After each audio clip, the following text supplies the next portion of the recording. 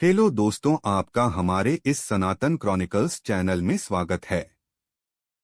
सकट चौथ व्रत की ये हैं 3 मुख्य कहानियां, जरूर करें पाठ। माघ के कृष्ण पक्ष की चतुर्थी को सकट चौथ व्रत पड़ता है। इस दिन माताएं संतान की लंबी आयु के लिए निर्जल व्रत रखती हैं। यह व्रत संतान के जीवन में आने वाली हर संकट और बाधा से उन्हें बचाता है। माघ माह के कृष्ण पक्ष की चतुर्थी को सकट चौथ व्रत पड़ता है। इस दिन माताएं संतान की लंबी आयु के लिए निर्जल व्रत रखती हैं।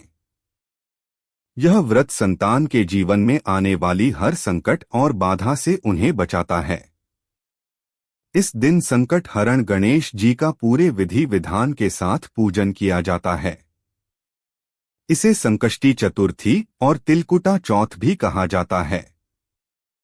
इस दिन माताएं पूरे दिन निर्जल व्रत रखती हैं और शाम को चंद्रमा को अर्घ्य देकर व्रत का पारण करती हैं। शाम को चंद्रोदय के दर्शन कर पूजा में दूर्वा, शकरकंद, गुड़ और तिल के लड्डू चढ़ाए जाते हैं। दूसरे दिन सुबह सकट माता पर चढ़ाए गए पकवानों को प्रसाद रूप में ग्रहण किया जाता है। तिल को भूनकर गुड़ के साथ कूट लिया जाता है। तिलकुट का पहाड़ बनाया जाता है। कहीं कहीं तिलकुट का बकरा भी बनाया जाता है। पूजन कर सभी में प्रसाद वितरित किया जाता है। पूजन के बाद माताएं सकट चौथ व्रत कथा सुनाती हैं। मान्यता है कि सकट चौथ व्रत में बिना व्रत कथा सुने या पढ़े व्रत का फल नहीं मिलता है। ज्योतिष विद्वानों के अनुसार सकट चौथ का व्रत बिना व्रत कथा के अधूरा माना जाता है। इस व्रत को लेकर कई कहानियां प्रचलित हैं, जिसमें बुढ़िया माई की कहानी, भगवान श्री गणेश से जुड़ी कथा और माता पार्वती व भगवान शंकर आदि से जुड़ी कहानियां सुनी जाती हैं। सकट चौथ व्रत कथा 1। इसे पीछे ये कहानी है कि मां पार्वती एक बार स्नान करने गईं। स्नानघर के बाहर उन्होंने अपने पुत्र गणेश जी को खड़ा कर दिया और उन्हें रखवाली का आदेश देते हुए कहा कि जब तक मैं स्नान कर खुद बाहर न आऊं किसी को भीतर आने की इजाजत मत देना। गणेश जी अपनी मां की बात मानते हुए बाहर पहरा देने लगे। उसी समय भगवान शिव माता पार्वती से मिलने आए, लेकिन गणेश भगवान ने उन्हें दरवाजे पर ही कुछ देर रुकने के लिए कहा। भगवान शिव ने इस बात से बेहद आहत और अपमानित महसूस किया। गुस्से में उन्होंने गणेश भगवान पर त्रिशूल का वार किया, जिससे उनकी गर्दन दूर जा गिरी। स्नानघर के बाहर शोरगुल सुनकर जब माता पार्वती बाहर आईं तो देखा कि गणेश जी की गर्दन कटी हुई है। ये देखकर वो रोने लगीं और उन्होंने शिवजी से कहा कि गणेश जी के प्राण फिर से वापस कर दें। इस पर शिवजी ने एक हाथी का सिर लेकर गणेश जी को लगा दिया। इस तरह से गणेश भगवान को दूसरा जीवन मिला। तभी से गणेश की हाथी की तरह सूंड होने लगी।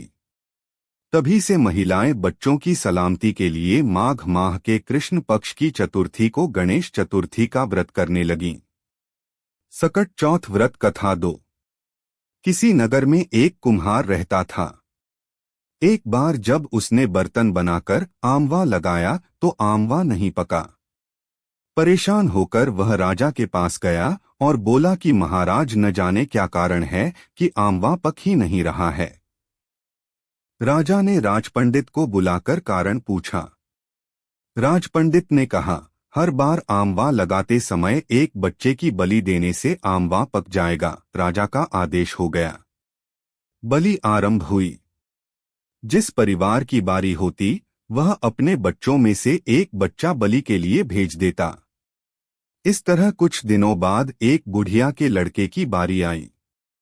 बुढ़िया के एक ही बेटा था तथा उसके जीवन का सहारा था, पर राजाज्ञा कुछ नहीं देखती। दुखी बुढ़िया सोचने लगी, मेरा एक ही बेटा है, वह भी सकट के दिन मुझसे जुदा हो जाएगा। तभी उसको एक उपाय सूझा। उसने लड़के को सकट की सुपारी तथा दूब का बीड़ा देकर कहा, भगवान का नाम लेकर आमवा में बैठ जाना। सकट माता तेरी रक्षा करेंगी। सकट के दिन बालक आमवा में बिठा दिया गया और बुढ़िया सकट माता के सामने बैठकर पूजा प्रार्थना करने लगी।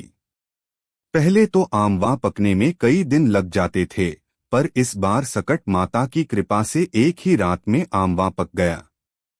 सवेरे कुम्हार ने देखा तो हैरान रह गया। आमवा पक गया था और बुढ़िया का बेटा जीवित व सुरक्षित था। सकट माता की कृपा से नगर के अन्य बालक भी जी उठे। यह देख नगरवासियों ने माता सकट की महिमा स्वीकार कर ली। तब से आज तक सकट माता की पूजा और व्रत का विधान चला आ रहा है। सकट चौथ व्रत कथा 3। एक बुढ़िया थी। वह बहुत ही गरीब और दृष्टिहीन थी। उसके एक बेटा और बहू थे। वह बुढ़िया सदैव गणेश जी की पूजा किया करती थी। एक दिन गणेश जी प्रकट होकर उस बुढ़िया से बोले, बुढ़िया माँ, तू जो चाहे सो मांग ले। बुढ़िया बोली, मुझसे तो मांगना नहीं आता, कैसे और क्या मांगू? तब गणेश जी बोले, अपने बहुबेटे से पूछकर मांग ले। तब बुढ़िया ने अपने बेटे से कहा, गणेश जी कहते हैं तू कुछ मांग ले, बता मैं क्या मांगू? पुत्र ने कहा, माँ, तू धन मांग ले। बहू से पूछा तो बहू ने कहा, नाती मांग ले। तब बुढ़िया ने सोचा कि ये तो अपने अपने मतलब की बात कह रहे हैं। उस बुढ़िया ने पड़ोसिनों से पूछा तो उन्होंने कहा, बुढ़िया, तू तो थोड़े दिन जिएगी, क्यों तू धन मांगे और क्यों नाती मांगे? तू तो अपनी आंखों की रोशनी मांग ले, जिससे तेरी जिंदगी आराम से कट जाए। इस पर बुढ़िया बोली, यदि आप प्रसन्न हैं तो मुझे 9 करोड़ की माया दें, निरोगी काया दें, अमर सुहाग दें, आंखों की रोशनी दें, नाती दें, पोता दें और सब परिवार को सुख दें और अंत में मोक्ष दें। यह सुनकर तब गणेश जी बोले, बुढ़िया माँ, तुमने तो हमें ठग लिया। फिर भी जो तूने मांगा है वचन के अनुसार सब तुझे मिलेगा। और यह कहकर गणेश जी अंतर्धान हो गए। उधर बुढ़िया माँ ने जो कुछ मांगा वह सब कुछ मिल गया।